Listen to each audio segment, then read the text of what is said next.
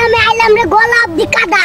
তোর বাপে তো রাস্তাটা ঠিক করতে পারে, টাকা না থাকলে আমারে কইতো, আমি ঠিক করে দিতাম। ওরে চাপাবাজি রে, তোর পকেটে নেই 1 টাকা, আত্মীয় বাড়ি যাইতাছে একটা ললিপপ নিয়া সেই নাকি রাস্তা ঠিক করে দিব। সারাদিন কাম কইরা 5 টাকা কামাই, আর সকিনার চাহিদা 5 লাখ টাকার। ওরে ছাইরা দিমু রে, অশান্তি আর ভালো লাগে না। তুমি কি জানো সোনার দাম কমেছে?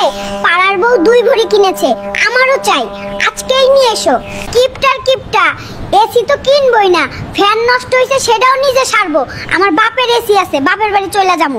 লাভ নাই রে টুকটুকি, তোর বাপের মানধাতার আমলের এসি আমার এই হারকুলাস ফ্যানের লগে পারবো না। তোর কি মনে হয় না একটা সঙ্গী থাকলে তোর কষ্ট কম হইতো? তাই ভাবতাছি তোর লাগি একটা সতীন আনবো। কি কইলি ফন্নি, একটারে খাওয়াইতে পারিস না? তোর শখ মিটাইতাছি। দেখ কি আনছি, বাজারে সবথেকে বড় ইলিশের মাথা। তুই ইলিশ খাইতে চাইছিলি, ওরে কঞ্জুস রে, কত শখ কইরা ইলিশ খাইতে চাইছিলাম, আর নবাবজাদা আনছে রুই মাছের মাথা।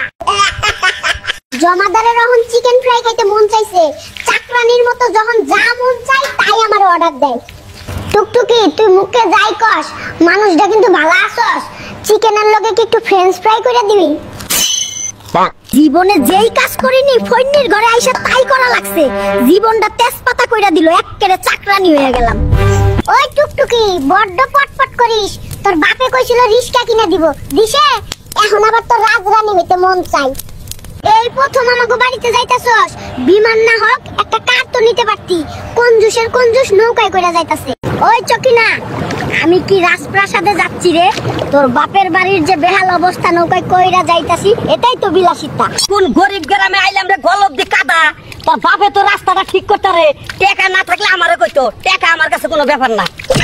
ওরে আমার টাকাওয়ালা রে, সৌর বাড়ি যাইতাছে একটা পুটকি মাছ নিয়া, সেই নাকি রাস্তা করতে টাকা দিব।